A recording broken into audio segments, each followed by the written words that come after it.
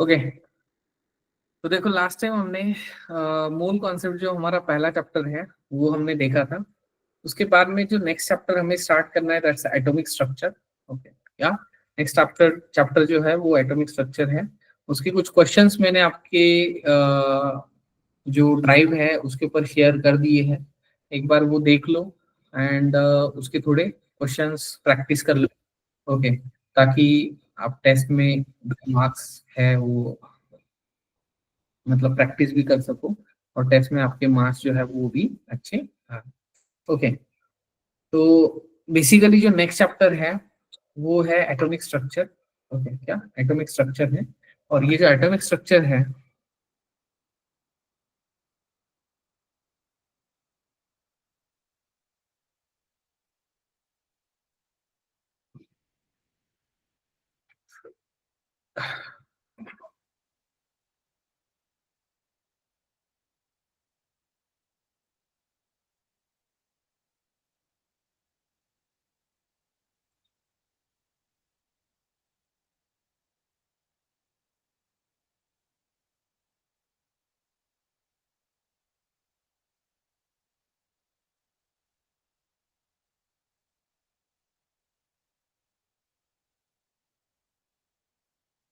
तो सबसे पहले जो एटम है, क्या जो एटम है, अ, जैसे हमने सबसे पहले क्लास में देखा था कि जो मैटर है, मैटर मतलब क्या होता है, anything which can occupies the space, या जिसको मास होता है या जिसको वॉल्यूम होता है उसको हम बेसिकली मैटर बोलते हैं।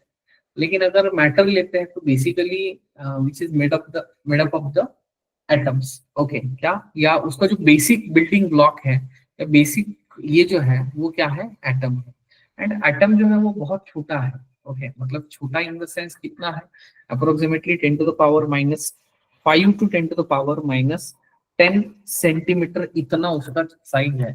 मतलब अगर हम अपना जो स्केल है उस स्केल अगर लेते हैं तो स्केल 15 सेंटीमीटर का होता है। लेकिन वही अगर सपोज अगर हम मतलब 15 सेंटीमीटर और उसमें का 1 सेंटीमीटर मतलब अच्छा खासा बड़ा होता है। लेकिन अगर हम एटम की बात करते हैं तो एटम वो कैसा है, बहुत छोटा है। उसके अलावा दिखने में भी छोटा है। एंड फिर आप बोलोगे सर दिखता कैसे है, या हम देख क्यों सकते हैं। ओके, जैसे कि गोल्ड है। ओके, गोल्ड के छोटे छोटे एटम्स होते हैं और गोल्ड के छोटे छोटे एटम्स वहां पे हमें दिखते हैं। लेकिन क्यों दिखते हैं, क्योंकि बहुत सारे गोल्ड पार्टिकल्स एक दूसरे के साथ अटैच है या एक दूसरे के साथ रहते हैं। तो अगर एक दूसरे के साथ रहते हैं तो बेसिकली मतलब इसीलिए हम क्या बोलते हैं, मैटर जो है वो बेसिक बेसिक स्ट्रक्चर से बना है, दैट्स द एटम से बना है। ओके, क्या एटम से बना है। तो अगर हम सबसे पहला जो साइंटिस्ट है जिसको लगा कि भाई ये जो मैटर है ये किस चीज से बना है, तो वो था डाल्टन। ओके, क्या डाल्टन था। ओके, और ये जो डाल्टन है, डाल्टन ने क्या बोला कि ये जो एटम होता है ये इनडिविजिबल होता है। इनडिविजिबल मतलब वहां पे किसी भी तरीके से ये ब्रेक नहीं होगा, क्या किसी भी तरीके से ब्रेक नहीं होता है, सब डिवाइड नहीं होता है। ओके, तो ये पहली चीज उसने बोली। उसके बाद में दूसरी चीज क्या बोली कि जो एटम्स होते हैं दे विल पार्टी, मतलब अगर सेम टाइप के एटम्स है, क्या सेम टाइप के एटम्स है, उनके प्रॉपर्टीज क्या होंगे, सेम होंगे। क्या सेम सेम टाइप या सेम एटम्स उनके प्रॉपर्टीज कैसे होंगे, सेम प्रॉपर्टीज होंगे। ओके, वही अगर डिफरेंट एटम्स होंगे, ओके मतलब मैंने अगर सपोज सभी गोल्ड के पार्टिकल्स लिए, ओके तो उनका प्रॉपर्टी क्या होगा, सेम होगा। वही अगर डिफरेंट एटम्स अगर लेते हैं तो डिफरेंट एटम्स क्या करेंगे, वहां पे डिफरेंट प्रॉपर्टी शो करेंगे। क्या करेंगे, डिफरेंट प्रॉपर्टी शो करेंगे। और अगर डिफरेंट प्रॉपर्टी शो करते हैं, क्या करते हैं, डिफरेंट प्रॉपर्टी शो करते हैं, इसका मतलब वहां पे क्या है, that's the because of the different atom की वजह से वहां पे होता है। Different atom different property show करते हैं। इसके अलावा डाल्टन ने और एक चीज बोली कि जो एटम्स है वो एटम्स वहां पे कंबाइन होके वहां पे मॉलिक्यूल बनाते हैं या कंपाउंड बनाते हैं। ओके, उसके बाद में जैसे ही डाल्टन को ये पता चला कि मैटर एटम से बना है, तो भाई सब लग गए कि भाई एटम के बारे में स्टडी करने के लिए लग गए। ओके, तो उसके बाद में जैसे ही स्टडी करने लग गए तो सबसे पहला डिस्कवरी ऑफ सब एटॉमिक पार्टिकल्स ऑफ एटम हुआ। ओके, जिसमें इलेक्ट्रॉन प्रोटॉन न्यूट्रॉन है। ओके, और इलेक्ट्रॉन प्रोटॉन न्यूट्रॉन जो है वहां पे डिस्कवर हुए। ओके, तो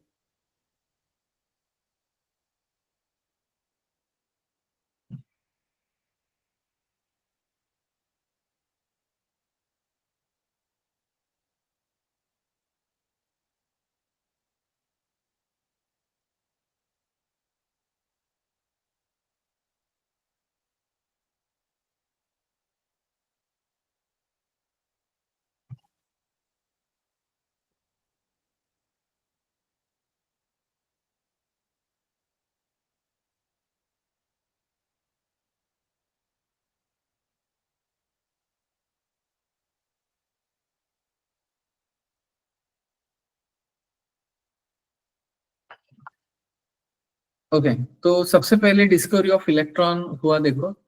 अब ये जो डिस्कवरी ऑफ इलेक्ट्रॉन है, ओके, तो उसके लिए एक कैथोड डिस्चार्ज रे ट्यूब या कैथोड रे ट्यूब भी हम उसको बोलते हैं।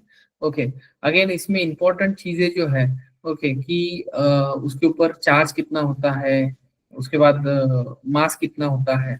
ओके, ये चीजें यहाँ पे इंपॉर्टेंट है। ओके, बाकी एक्सपेरिमेंट से हमें कोई लेना देना नहीं है। ओके, बस आपको ये याद रखना है कि इलेक्ट्रॉन का डिस्कवरी किसने किया, जैसे जे थॉमसन नाम के साइंटिस्ट ने किया। और उसके लिए उसने क्या किया था, कैथोड रे नाम का या कैथोड रे या कैथोड ट्यूब का एक्सपेरिमेंट किया था। वही उसके बाद में जो मास टू चार्ज रेशियो है। ओके, अब ये जो अगेन ये थॉमसन ने बताया है, E by M ratio. E by E मतलब चार्ज होता है एंड एम मतलब मास, मास होता है। ओके, तो वो जो होता है वो उसने अगेन यहाँ पे magnetic and electric field apply करके वहां पे क्या किया है, फाइंड आउट किया है। क्या ये जो है इन दोनों चीज ये करके वहां पे फाइंड आउट किया है। आपको बस क्या करना है यहाँ पे, इसमें से बस दो चीजें आपको याद रखनी है। ओके, एक, इलेक्ट्रॉन का डिस्कवरी किसने किया, जे थॉमसन ने। ओके, एंड उसके साथ साथ उसने ई बाय एम का रेशियो एक दे दिया। तो ई बाय एम जो है वो 1.75 into 10 to the power 11 coulomb पर किलोग्राम है। क्या, कूलोम पर किलोग्राम है। इसके अलावा चार्ज ऑन इलेक्ट्रॉन अगर लेते हैं तो 1.6 into 10 to the power minus 19 coulomb है। मास ऑफ इलेक्ट्रॉन अगर लेते हैं तो 9.11 इंटू 10 टू द पावर 31 है। ओके, ये क्या है हमारा मास ऑफ इलेक्ट्रॉन है। अगेन ये वैल्यूज हमें आगे जाके लगने वाले हैं। ओके, तो यहाँ पे ये आपको याद रखना है। ओके, अब जैसे कि अगर चार्ज ऑफ इलेक्ट्रॉन अगर हम देखते हैं तो कैसे मतलब एक्सपेरिमेंटली कैसे फाइंड आउट किया, तो उसके लिए वो एक ऑयल डिस्चार्ज वाला एक्सपेरिमेंट था। ये कुछ उसका डायग्राम है। ओके, अगेन उसका डिटेल में हमें स्टडी नहीं है। ओके, जिसको हम मुलिकन्स ऑयल ड्रॉप एक्सपेरिमेंट बोलते हैं, या मुलिकन्स ऑयल ड्रॉप एक्सपेरिमेंट बोलते हैं। तो अगेन ये जो एक्सपेरिमेंट है इसका कुछ ज्यादा अपने अपने लिए इम्पोर्टेंस नहीं है। ओके, उसके बाद में नेक्स्ट जो है डिस्कवरी ऑफ प्रोटॉन है, देखो।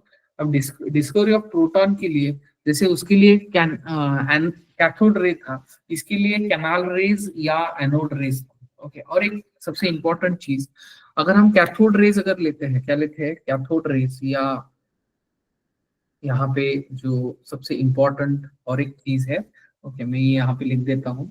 जैसे आपको ये जो पीपीटी है ये जब मिल जाएगा तब आप इसका ये कर लो। ओके, तो इसमें it is independent on gas present in tube. जो ट्यूब होता है उसमें बेसिकली जो गैस है उसका और इसका कुछ लेना देना नहीं होता है। क्या, इसका और उसका कुछ लेना देना नहीं होता है।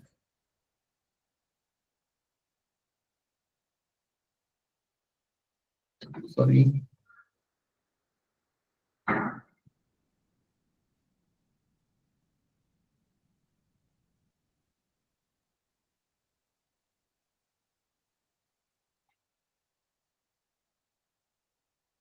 ओके, तो ये चारों ये तीन वैल्यूज एंड कैथोड रे के बारे में independent on gas present in the tube. Okay, ये आपको याद रखना है। ओके, उसके बाद में डिस्कवरी ऑफ प्रोटॉन अगर हम लेते हैं तो उसके लिए हमने क्या इस्तेमाल किया, कैनाल रेज या एनोड रेज का इस्तेमाल किया। एंड इसमें बेसिकली ये सब कुछ गैस के ऊपर डिपेंड होता है, क्या होता है, गैस के ऊपर डिपेंड होता है। एंड इसी से प्रोटॉन का जो है वो डिस्कवरी हुआ। अगेन यहाँ पे हमें जो प्रोटॉन का याद रखना है, दैट्स द, जो भी मास ऑफ प्रोटॉन है वो याद रखना है। Okay, charge on the proton, okay, वो again it is similar to the electron है, क्या सिमिलर टू द इलेक्ट्रॉन है। बाकी वैल्यूज याद नहीं रखोगे तो भी चल जाएगा। उसके बाद डिस्कवरी ऑफ न्यूट्रॉन जो है, यहाँ पे क्या किया, जो प्रोटॉन का ये है ओके, वो गोल्डस्टेन ने किया था।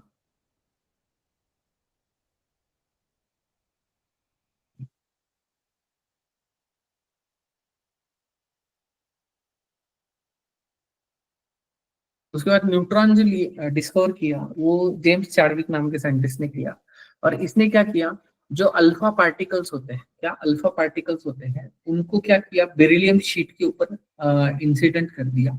और बेरिलियम शीट के ऊपर इंसिडेंट करने के बाद अगेन ये दो रिएक्शंस आपको याद रखने हैं, या मतलब ये अगेन हम न्यूक्लियर केमिस्ट्री में जब देखेंगे तो ये आप खुद से भी लिख सकते हैं। ओके, मतलब ऐसा कुछ नहीं है कि रटने की जरूरत नहीं है। बस एक चीज याद रखो कि अल्फा पार्टिकल का इस्तेमाल किया था, जो कि डबली आयोनाइज्ड हीलियम आयंस थे, क्या डबली आयोनाइज्ड हीलियम आयंस थे। और ये जो डबली आयोनाइज्ड हीलियम आयंस है वो बेरिलियम शीट के ऊपर इंसिडेंट कर दिए। इंसिडेंट करने के बाद वहां पे कार्बन एटम वहां पे बने या निकल गए। ओके, उसके साथ साथ एक न्यूट्रॉन वहां से निकल रहा था। और ये जो न्यूट्रॉन वहां से निकल रहा था which is a neutral in nature, और अगर न्यूट्रल नेचर है तो उस हिसाब से उसने सोचना स्टार्ट कर दिया कि भाई अगर न्यूट्रल एटम है तो इसका मतलब हमारे हमारे बेसिकली एटम में एक ऐसा पार्टिकल है जिसको हम सब एटॉमिक पार्टिकल भी बोलते हैं, उसके ऊपर चार्ज कैसा है, दैट्स अ जीरो है, क्या जीरो है। और अगर जीरो है, अब ये कैसे पता चला कि उसको जीरो है या क्या है, तो जब उसने क्या किया, वो जो निकलने वाले पार्टिकल्स है वो इलेक्ट्रिक एंड मैग्नेटिक फील्ड में से जब पास किए तब उसको पता चला कि उसके ऊपर चार्ज कैसा है, जीरो चार्ज है। अगेन जो मास ऑफ न्यूट्रॉन अगर लेते हैं तो 1.675 into 10 to the power -24। Okay, तो आपको बेसिकली यहाँ पे अगेन दो चीजें याद रखनी है। अगर हम मास ऑफ प्रोटॉन अगर लेते हैं, क्या लेते हैं, मास ऑफ प्रोटॉन अगर लेते हैं, तो which is approximately 1837 times mass of electron. Okay, ये एक चीज याद रखनी है। एंड मास ऑफ प्रोटॉन अगर लेते हैं तो विच इज मतलब बहुत ज्यादा नहीं, okay, smaller then mass of neutron. मतलब न्यूट्रॉन का जो मास है वो थोड़ा ज्यादा है, थोड़ा ज्यादा है, मतलब बहुत ऐसा कुछ डिफरेंस नहीं है। ओके, लेकिन दैट्स अप्रोक्सीमेटली, हम सेम भी ले सकते हैं लेकिन कहीं कहीं पे कंपैरिजन करना पड़ता है। तो उस केस में आपको ये याद रखना है कि mass of proton is less then mass of neutron होता है। मतलब न्यूट्रॉन का मास थोड़ा ज्यादा होता है, जैसे कि यहाँ पे आप देख रहे हो 1.675 है, क्या है, 1.675 है। और इधर कितना है, 1.672। मतलब 0.003 से न्यूट्रॉन का मास क्या है, ज्यादा है, क्या न्यूट्रॉन का मास ज्यादा है। तो अगेन यहाँ पे ये दो चीजें आपको याद रखनी है, क्या याद रखनी है।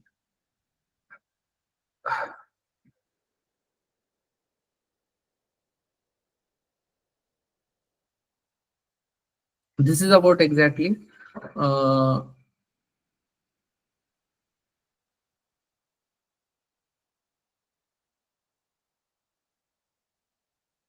डिस्कवरी ऑफ सब एटॉमिक पार्टिकल्स। ओके, उसके बाद में, ये होने के बाद,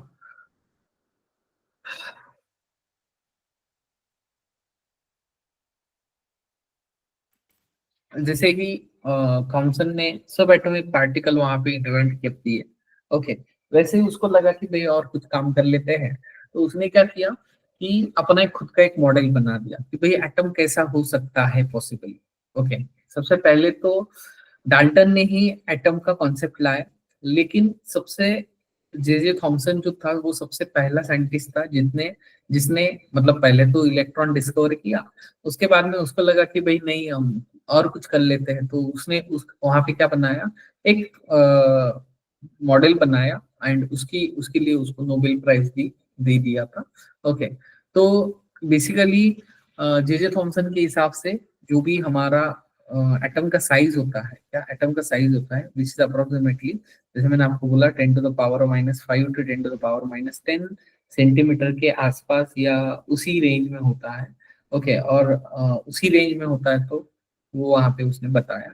ओके, एंड उसने क्या बताया कि जैसे हमारा वाटरमेलन होता है या प्लम पडिंग केक होता है या सिंपली हमारे लिए वाटरमेलन, वाटरमेलन कैसे होता है, गोल होता है एंड उसमें positive and negatively charged particles are embedded. Okay, मतलब ये जो positive and negative charge particles है, ये यहाँ पे क्या है, एम्बेडेड है। और अगर एम्बेडेड है तो यही यही क्या है, यही क्या है, स्ट्रक्चर ऑफ एटम बोल दिया, किसने बोल दिया, जे थॉमसन ने बोल दिया। ओके, लेकिन जे थॉमसन की ये जो बात है ना, ओके, ये ज्यादा कुछ मतलब डाइजेस्ट नहीं हुई। क्यों? क्योंकि वहां पे अगर हम निगेटिव निगेटिव पार्टिकल्स लेते हैं तो उसमें रिपल्शन भी हो सकता है। ओके, क्या? क्योंकि ये तो अगर रैंडम है, क्या है, रैंडम है, मतलब सपोज इसके इसके पास एक निगेटिव है, तो ये इसको रिपेल करेगा, ये इसको रिपेल करेगा। और हमें पता है कि जब भी रिपल्शन होता है तो रिपल्शन में एनर्जी रिलीज होता है, क्या होता है, एनर्जी जो है वो रिलीज होता है। और अगर एनर्जी रिलीज होता है, वो एनर्जी कोई ना कोई तो एटम वहां पे एब्सॉर्ब कर लेगा, और अगर कोई ना कोई तो एटम अगर एब्सॉर्ब कर लेता है, ओके, तो वो जो एनर्जी है, क्या, वो जो एनर्जी है वो अगर एब्सॉर्ब कर लेता है, क्या, एब्सॉर्ब कर लेगा, ओके, तो कोई भी चीज हाइयर एनर्जी को वहां पे स्टेबल नहीं रह सकती।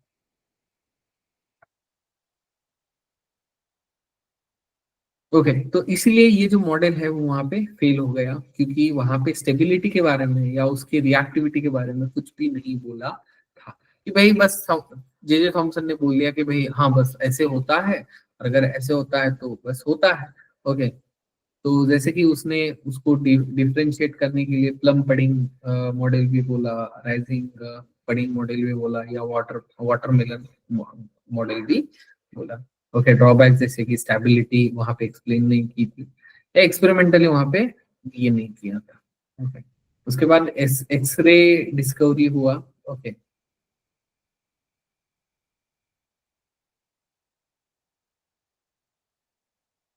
तो ये तो कुछ इम्पोर्टेंट नहीं है।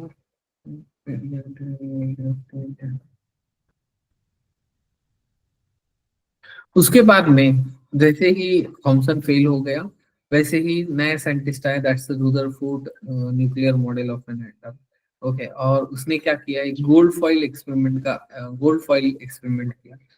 ओके, और ये जो गोल्ड फॉइल एक्सपेरिमेंट है, इसमें उसने क्या किया कि देखो ये जो डायग्राम है, ओके, जिसमें क्या है कि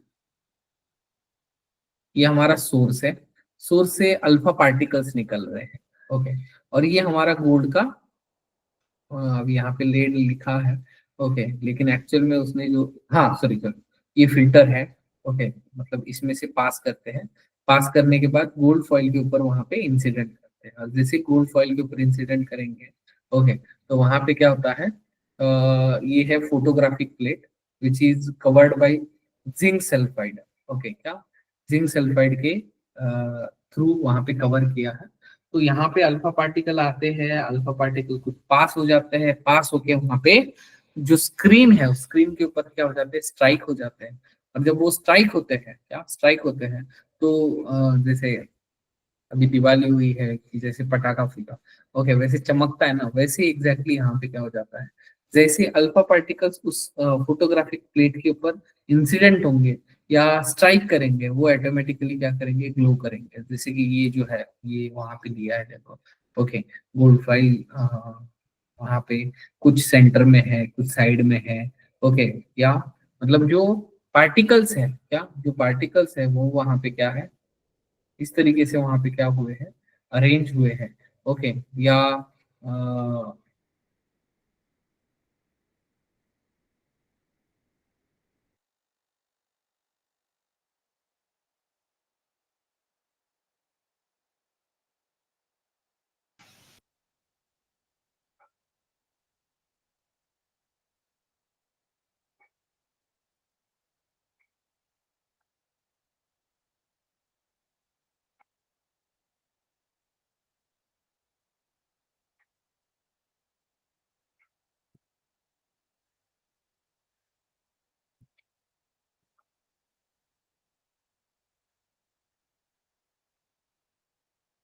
ओके, तो उस हिसाब से उसने एक मॉडल बनाया एंड वो जो मॉडल है उसके हिसाब से it's like a solar system. Okay, क्या सोलर सिस्टम की तरह था। जैसे कि यहाँ पे उसने 3 ऑब्जर्वेशंस लिए थे, देखो 3 ऑब्जर्वेशंस में जैसे कि अगर ए दिख रहा है आपको, ए में क्या हो रहा है, जो अल्फा पार्टिकल्स आए सीधा चले गए। ओके, क्या सीधा चले गए, और अल्फा पार्टिकल्स अगर हम लेते हैं तो दे आर पॉजिटिवली चार्ज। और हमारे सब एटॉमिक पार्टिकल 3 टाइप के हैं, that's a proton, neutron and electron. Proton positively charge है, इलेक्ट्रॉन निगेटिवली चार्ज है, जो न्यूट्रॉन्स है दे आर जीरो चार्ज। क्या जीरो चार्ज। तो सबसे पहले उसका ऑब्जर्वेशन क्या मिला कि कुछ पार्टिकल्स वहां पे सीधा जा रहे हैं। सीधा जा रहे हैं इसका मतलब वहां पे ना ही रास्ते में पॉजिटिव है या निगेटिव है। क्या पॉजिटिव है या निगेटिव है। तो अगर पॉजिटिव भी नहीं है निगेटिव भी नहीं है इसका मतलब वहां पे खाली जगह है। क्या खाली जगह है। ये उसका सबसे पहला कंक्लूजन था। उसके बाद दूसरा कंक्लूजन क्या था कि भाई यहाँ पे कुछ रेडिएशन जो है वो डेविएट कर रहे हैं। क्या डेविएट कर रहे हैं, और डेविएट कर रहे हैं इसका मतलब क्या है, वहां पे डेफिनेटली वो किससे मिल रहे हैं, एक तो पॉजिटिव से मिल रहे हैं या निगेटिव से मिल रहे हैं। अब आप लोग दोनों कैसे क्या पॉसिबल है, पॉसिबल है क्यों, क्योंकि अगर सपोज पॉजिटिव पॉजिटिव पार्टिकल के साथ मिल रहे हैं इसका मतलब वहां पे they will migrated towards the sorry migrated opposite to the positive particle. मतलब जैसे कि फॉर एग्जांपल अगर हमने ये एटम ले लिया, ओके, और ये पॉजिटिव पार्टिकल है, सपोज यहां से यहाँ रेडिएशन सीधा चला गया, इसका मतलब ये खाली जगह है। सपोज अब ये जो यहाँ से निकला रेडिएशन अब यहाँ पे पहुंचा, लेकिन यहाँ पे पहुंचा तो ये इसके तरफ अट्रैक्ट होगा क्या, नहीं, it will get diverted. Okay, ये सेकंड ऑब्जर्वेशन था। ओके, या अगर सपोज यहाँ पे इलेक्ट्रॉन है, तो इलेक्ट्रॉन है तो अगर सपोज कोई रेडिएशन ऐसे जा रहा है, तो रेडिएशन जा रहा है तो ये निगेटिव की तरफ अट्रैक्ट होगा, मतलब वहां पे निगेटिव की तरफ अट्रैक्ट होगा एंड पॉजिटिव से क्या होगा वहां पे रिपेल होगा। इसका मतलब वहां पे उसने क्या बोला कि जो एटम है, एटम में एक तो positively and negatively charged particle है। ओके, लेकिन सवाल ये था कि जैसे कि अगर यहाँ पे अल्फा पार्टिकल्स इस्तेमाल किए थे और उसका एटॉमिक मास कितना था, बेसिकली दैट्स द 4 था। लेकिन वही अगर हम न्यूक्लियस लेते हैं या नंबर ऑफ प्रोटॉन्स अगर लेते हैं, तो गोल्ड के इसमें अप्रोक्सीमेटली 78 के आसपास कुछ प्रोटॉन्स है।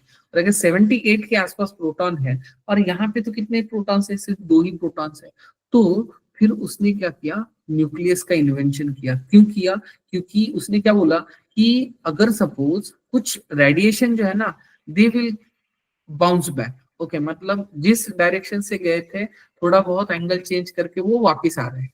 और अगर वापिस आ रहे हैं तो देखो बेसिकली इसके पास मान लो कि 2 प्रोटॉन है। ओके, इसके पास अप्रोक्सीमेटली ऐसे मान लो कि 78 प्रोटॉन है। और अगर 78 प्रोटॉन है तो 78 डेफिनेटली 2 के ऊपर भारी होंगे, और अगर भारी होंगे तो वापस अल्फा पार्टिकल को वापस जाना पड़ेगा। एंड यही तीसरा ऑब्जर्वेशन था। उसने क्या बोला कि जितने पॉजिटिव पार्टिकल्स वहां पे होंगे they will concentrate at the one place, that place he called as a center or nucleus। Okay, क्या उसी को उसने क्या नाम दिया, सेंटर या न्यूक्लियस नाम दिया। These are the 3 observations observed by the Rutherford experiment। जैसे most of the alpha particles pass through the gold foil undeflected. Undeflected मतलब सीधा जा रहे हैं भाई। Okay, alpha particles were deflected by the small angle, small angle से वहां पे डिफ्लेक्शन शो कर रहे हैं, अभी अभी अभी अभी मैंने बताया। And few alpha particles retarded there path. Okay, बस इतना ही वहां पे का है। और उसके हिसाब से कंक्लूजन उसने निकाले, वो भी कंक्लूजन मैंने आपको बता दिए हैं। ओके, न्यूक्लियस कैसे मिला, वो कैसे मिला, अगेन ये अगेन इंपॉर्टेंट है। देखो रेडियस ऑफ एन एटम जो होता है वो अप्रोक्सीमेटली 10⁻⁻10 मीटर, मतलब 1 एंगस्ट्रॉम यूनिट के आसपास होता है। रेडियस ऑफ न्यूक्लियस अगर लेते हैं तो 10⁻⁻15 मीटर के आसपास होता है। क्या 10⁻⁻15 मीटर के आसपास होता है। ओके, तो this is about exactly Rutherford model. लेकिन जैसे कि रुदरफोर्ड जो मॉडल है इसमें भी थोड़े ड्रॉबैक्स थे, और वो जो ड्रॉबैक्स है, ओके, अकॉर्डिंग टू मैक्सवेल, क्या अकॉर्डिंग टू मैक्सवेल, अभी देखो जैसे कि यहाँ पे डायग्राम में बताया है,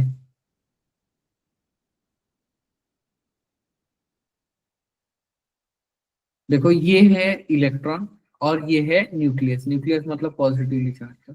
और अगर ये निगेटिवली चार्ज्ड है, क्या है, निगेटिवली चार्ज्ड है, ओके, तो these two get attracted to each other, ये दोनों के दोनों क्या हो जाएंगे, वहां पे अट्रैक्ट हो जाएंगे। और अगर अट्रैक्ट करते हैं, क्या करते हैं, अट्रैक्ट करते हैं, ओके, तो उस हिसाब से तो जो इलेक्ट्रॉन है वो न्यूक्लियस में चला जाना चाहिए। ओके, तो ये क्यों नहीं होता है, ये वहां पे एक्सप्लेन नहीं कर पाया। ओके, बस मैक्सवेल ने थोड़ा अलग तरीके से बोला। मैंने जैसे बोला ना कि भाई निगेटिव है एंड पॉजिटिव है, तो उसके उसके हिसाब से फोर्स ऑफ अट्रैक्शन होना चाहिए और इलेक्ट्रॉन जो है वो सीधा न्यूक्लियस के अंदर जाना चाहिए। लेकिन ऐसा, मतलब ऐसा कैसे, या ये जो चीज है वो मैक्सवेल ने कैसे बताई, तो बेसिकली मैक्सवेल ने क्या बताया, जब भी चार्ज्ड पार्टिकल या चार्ज पार्टिकल सर्कुलर मोशन ये करता है, तो वो क्या करता है वहां पे, कुछ इस तरीके का सर्कुलर मोशन शो करता है। और जब वो सर्कुलर मोशन शो करता है, क्या करता है, सर्कुलर मोशन शो करता है, तो at that time it emits radiation, ये वहां पे रेडिएशन इमिट करता है। ओके, मतलब पहले पहले ऑर्बिट में से दूसरे ऑर्बिट में जाएगा, मतलब लास्ट था। ओके, पहले मतलब न्यूक्लियस के पास वाला नहीं, एकदम लास्ट वाला ऑर्बिट से वो इनर ऑर्बिट में जाएगा। ओके, लेकिन जब इनर में जाता है तो एनर्जी क्या करेगा, रिलीज करेगा।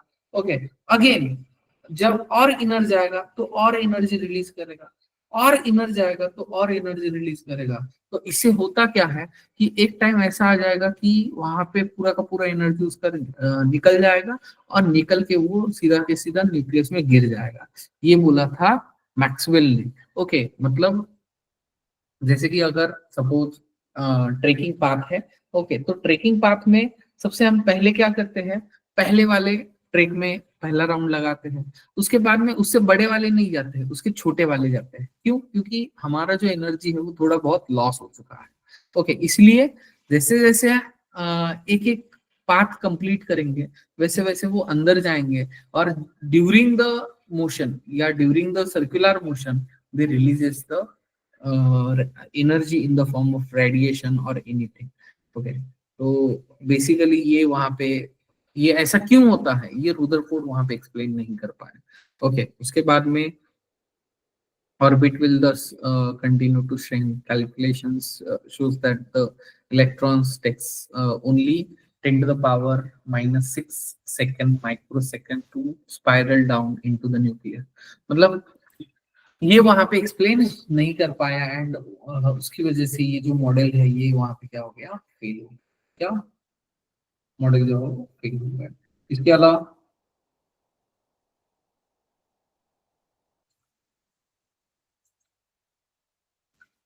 एनर्जी ऑफ एन इलेक्ट्रॉन वो भी वहां पे एक्सप्लेन नहीं कर पाया।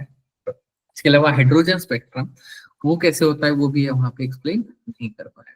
ओके, और ये जब सब पता चला तब बोर्स ने क्या किया, पहले तो भाई कुछ अजम्पशंस बनाए, क्या कुछ अजम्पशंस बनाए, और कुछ अजम्पशंस बना के वहां पे उसका जो स्टडी है वो वहां पे स्टार्ट कर दिया। ओके, और ये जो स्टार्ट स्टडी करके वहां पे उसने बताया। ओके, तो जो नेक्स्ट मॉडल है that's the Bohr's atomic model. Basically ये जो मॉडल्स है, क्या ये जो मॉडल्स है, ये आपको जस्ट एक ओवरव्यू आपको होना चाहिए कि भाई मॉडल्स कैसे होते हैं, क्या होते हैं, किसने क्या क्या किया है, ये सीक्वेंस आपको पता होना चाहिए। क्या ये सीक्वेंस आपको पता होना चाहिए, बाकी इतना कुछ इम्पोर्टेंट है नहीं। ओके, तो नेक्स्ट जो है,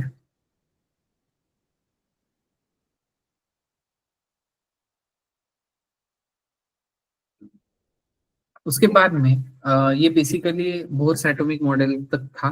बाकी अगेन हम आगे जाके डिस्कस करेंगे। जैसे कि एटॉमिक नंबर अगर हम लेते हैं, तो एटॉमिक नंबर या एटम अगर लेते हैं, तो बेसिकली एटम के लिए रिप्रेजेंट करने के लिए दो नंबर्स होते हैं। और अगर एटम रिप्रेजेंट करने के लिए दो नंबर्स होते हैं, तो एटॉमिक नंबर को जेड से रिप्रेजेंट करते हैं। Z is equal to E is equal to E होता है। क्या होता है? Z is equal to E is equal to E होता है। मतलब जितने इलेक्ट्रॉन्स है उतने ही प्रोटॉन्स होंगे, और इसी वजह से जो हमारा एटम है वो क्या होता है, इलेक्ट्रिकली न्यूट्रल होता है। क्या होता है? इलेक्ट्रिकली न्यूट्रल होता है। वही मास नंबर अगर लेते हैं तो which is the sum of protons and neutrons, क्या प्रोटॉन्स और न्यूट्रॉन्स का सम ले सकते हैं, या एटॉमिक नंबर और न्यूट्रॉन का सम लेंगे तो वो हमें क्या देगा, एटॉमिक मास नंबर देगा। एंड जो मास नंबर होता है which is always whole number, okay क्या, ऑलवेज होल नंबर होता है, sometimes it will show the in the fraction also. जैसे कि अगर क्लोरीन लेते तो 35.5 है देखो, ओके। लेकिन ऐसा क्यों, क्योंकि वहां पे अगर प्रेजेंस ऑफ आइसोटोप अगर होता है, क्या होता है, प्रेजेंस ऑफ आइसोटोप होता है, तो बेसिकली उनके जो एटॉमिक मासेस है वो कैसे होते हैं, फ्रैक्शनल होते हैं, क्या होते हैं, फ्रैक्शनल होते हैं, ओके। एंड आइसोटोप्स मतलब क्या होते हैं, same same atomic number but different atomic mass number, same atomic number but different mass number, okay, ये वहां पे होता है। उसके बाद isotopes differ in the number of neutrons, मतलब जैसे न्यूट्रॉन्स चेंज हो जाएंगे वहां पे आइसोटोप भी चेंज हो जाते हैं। जैसे कि फॉर एग्जांपल हाइड्रोजन का H1 प्रोटियम या प्रोटॉन भी बोलते हैं उसको, या नॉर्मल हाइड्रोजन भी बोलते हैं। 1 2 अगर लेते हैं तो ड्यूटेरियम बोल लेते हैं, या हेवी हाइड्रोजन लेते हैं। 1H3 अगर लेते हैं तो ट्रिटियम या रेडियो एक्टिव हाइड्रोजन वहां पे, ओके। एंड अगर परसेंट अबंडेंस एक होता है, देखो परसेंट अबंडेंस मतलब वो जो आइसोटोप्स है या जो एलिमेंट्स है, उन उन एलिमेंट्स का, उन आइसोटोप का एग्जैक्टली नेचर में कितना परसेंटेज है, ओके, उसको हम क्या बोलते हैं, रिलेटिव अबंडेंस या परसेंट अबंडेंस बोलते हैं।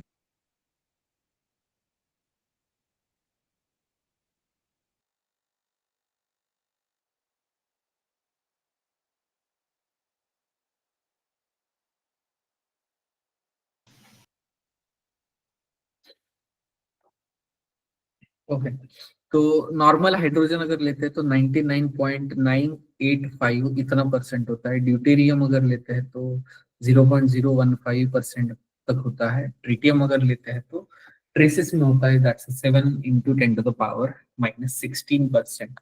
ओके, अगेन ये याद रखने की जरूरत नहीं है, ओके। सिंबॉलिक रिप्रेजेंटेशन है, देखो एक्स जो है वो सिंबल ऑफ एलिमेंट है, जेड हम बेसिकली नीचे सबस्क्रिप्ट में लिखते हैं, एंड जो एटॉमिक मास नंबर है सुपरस्क्रिप्ट में लिखते हैं, मतलब ऊपर के साइड में, पावर के साइड में लिखते हैं। जैसे कि क्लोरीन के दो आइसोटोप है, 35 37। ओके, अब वहां यहाँ से अपने को डिटेल में देखना है, क्या यहाँ से अपने को डिटेल में देखना है। तो देखो बेसिकली जब बोर्स एटॉमिक मॉडल आया, ओके क्या, बोर्स एटॉमिक मॉडल आया, तो वहां पे स्पेक्ट्रोस्कोपी का इस्तेमाल किया गया। जैसे कि अगर आप चलते चलते गिर गए, क्या चलते चलते गिर गए और आपको पैर को या हाथ को लग गए, ओके, तो अगर किसी डॉक्टर के पास आप चले गए, ओके, तो होता ये है,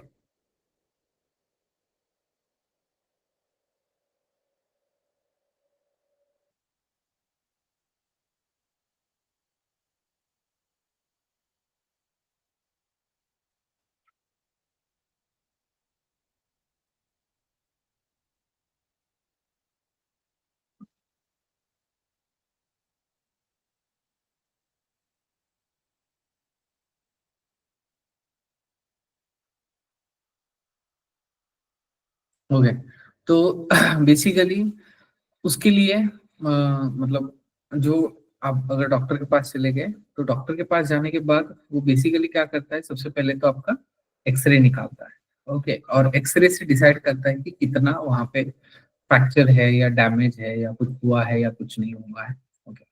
वैसे ही केमिस्ट्री में बेसिकली अगर हम ये करते हैं, मतलब किसी अननोन कंपाउंड का अगर हमें स्टडी करना है, तो उसके लिए हम क्या करते हैं, वहां पे स्पेक्ट्रोस्कोपी का इस्तेमाल करते हैं, ओके। फिर वो एलिमेंट होगा, मिक्सचर होगा, कंपाउंड होगा, हमें कुछ लेना देना नहीं है, बस वहां पे क्या करते हैं, उसको अगर स्टडी करना है तो सीधा सीधा हम क्या करेंगे, स्पेक्ट्रोस्कोपी का स्टडी वहां पे करेंगे, ओके। तो उसमें सबसे पहला जो है, ओके, दैट्स इलेक्ट्रोमैग्नेटिक रेडिएशन। और ये जो इलेक्ट्रोमैग्नेटिक रेडिएशन है, ओके, वो इलेक्ट्रोमैग्नेटिक रेडिएशन क्या है, यहाँ पे जो radiations है, that's electric and magnetic field produced by oscillating charged particles are perpendicular to each other and are also called as a are also perpendicular to the propagation of wave. मतलब जो waves या वो जो पास होता है, मतलब ये बेसिकली इलेक्ट्रोमैग्नेटिक रेडिएशन है। ओके, जो ग्रीन से बताया है वो मैग्नेटिक फील्ड है या मैग्नेटिक फील्ड कंपोनेंट है, and जो रेड से बताया है वो फील्ड, इलेक्ट्रिक फील्ड कंपोनेंट है। एंड जो एक्स एक्सिस जो है, that's the direction of propagation, मतलब उस डायरेक्शन में वो जा रहा है, उस डायरेक्शन में वो जा रहा है। तो basically this we can call it as a electromagnetic radiation. और ये जो इलेक्ट्रोमैग्नेटिक रेडिएशन है, ओके, क्या जो इलेक्ट्रोमैग्नेटिक रेडिएशन से बेसिकली इसके क्या है, दो नेचर्स है, क्या दो नेचर्स है। और ये जो दो नेचर्स है वो अगेन हमें देखने हैं। ओके, तो बेसिकली जो electromagnetic radiation is nothing but the our sun rays. Okay, जो सन रेज है, सन से निकलने के बाद जब वो अर्थ तक आते हैं, क्या आते हैं, जब अर्थ तक आते हैं, ओके, उसी को हम क्या बोलते हैं, इलेक्ट्रोमैग्नेटिक रेडिएशन बोलते हैं। And they do not requires any medium. Okay, मतलब वैक्यूम में भी वो मतलब पास ऑन हो सकते हैं। ओके, तो बेसिकली ये जो है, क्या ये जो है, that's the I think frequencies हैं। ओके, तो सबसे पहले gamma rays, X rays, UV rays, visible light, IR, microwaves, ये रेडियो रीजन है। एंड ये लॉन्ग रेंज रेडियो वेव्स है।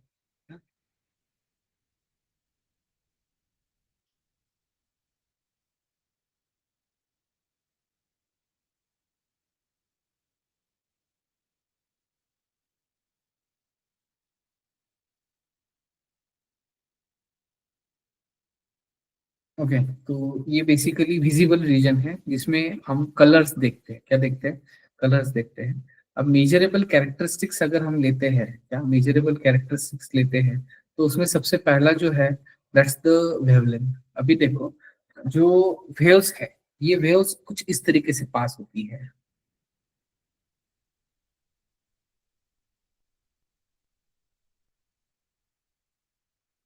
कुछ इस तरीके से पास होती है। ओके, जो ऊपर वाला एरिया है ना उसको हम बोलते हैं क्रस्ट। ओके, और जो नीचे वाला है उसको हम बोलते हैं ट्रफ, क्या, क्रस्ट एंड ट्रफ। ओके, अब ये वेवलेंथ क्या होता है। अब देखो, वेवलेंथ के लिए हम बेसिकली क्या लेते हैं, एक क्रस्ट का सेंटर और दूसरे क्रस्ट का सेंटर, ये भी ले सकते हैं, क्या, एक क्रस्ट का सेंटर और दूसरे क्रस्ट का सेंटर, या एक क्रस्ट और एक ट्रफ, उसको भी हम क्या बोलते हैं, वेवलेंथ बोलते हैं। मतलब वेवलेंथ मतलब क्या होगा, distance between any two successive crest और trough is called as a wavelength. Okay, और जो वेवलेंथ है बेसिकली लैम्बडा लैम्बडा से रिप्रेजेंट करते हैं। एंड ये जो लैम्बडा है या इसका जो यूनिट है, that's the metre, centimetre, angstrom unit. Okay, okay, तो ये बेसिकली क्या है, उसके यूनिट्स हैं। ओके, उसके बाद में सेकंड जो है फ्रीक्वेंसी है, फ्रीक्वेंसी ऑफ वाइब्रेशन और oscillations made by a wave in 1 second, मतलब वो कितने साइकिल। और एक चीज, ये जो एक क्रस्ट एंड एक ट्रफ है ना, उसको हम एक साइकिल बोलते हैं, क्या बोलते हैं, एक साइकिल बोलते हैं। और ये जो साइकिल है, क्या, ये जो साइकिल है, देखो, नंबर ऑफ वाइब्रेशंस और oscillations made by wave in 1 second, मतलब एक वेव में कितने वेव्स वहां पे पास हो रहे हैं, इसको हम क्या बोलते हैं, फ्रीक्वेंसी बोलते हैं। Okay, unit of frequency is CPS, that's cycle पर सेकंड, या उसी को हम हर्ट्स बोलते हैं, क्या बोलते हैं, हर्ट्स बोलते हैं। And 1 hertz is equal to क्या होता है, 1 सीपीएस। ओके, मतलब 1 हर्ट्स मतलब एक साइकिल वहां से 1 सेकंड में पास हो रहा है। अगर 10 सीपीएस होगा या 10 हर्ट्स होगा, इसका मतलब 1 सेकंड में 10 वेव्स वहां पे पास हो रहे हैं, क्या, 10 वेव्स वहां पे पास हो रहे हैं। ओके, तो इसके लिए हम फ्रीक्वेंसी इज इक्वल टू क्या लेते हैं, सी डिवाइडेड बाय लैम्बडा ले लेते हैं, क्या, C divided by lambda. Okay, lambda again इसी से फाइंड आउट कर सकते हैं। And nu is equal to 1/T। Okay, again wave number मतलब क्या होता है, that's the number of wave present in the unit length is called as a wave.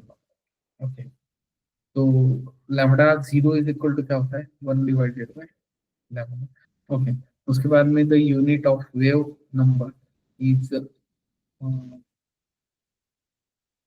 जो नंबर सेंटीमीटर इनवर्स या मीटर इनवर्स वहां पे होता है। ओके, तो बेसिकली ये तीन मेजरेबल पैरामीटर्स है। इसके अलावा ये कुछ यूनिट से देखो, या कन्वर्जन है, जैसे कि 1 angstrom unit is equal to 10 to the power, ये आपको थ्रू आउट लगने वाले हैं, तो ये आपको याद रखना है। ओके, पिकोमीटर क्या होता है, नैनोमीटर क्या होता है। ओके, उसका मीटर एंड सेंटीमीटर में कन्वर्जन भी आपको पता होना चाहिए। ओके, उसके बाद में particle nature of electromagnetic radiation, that will discuss tomorrow. Okay. Uh,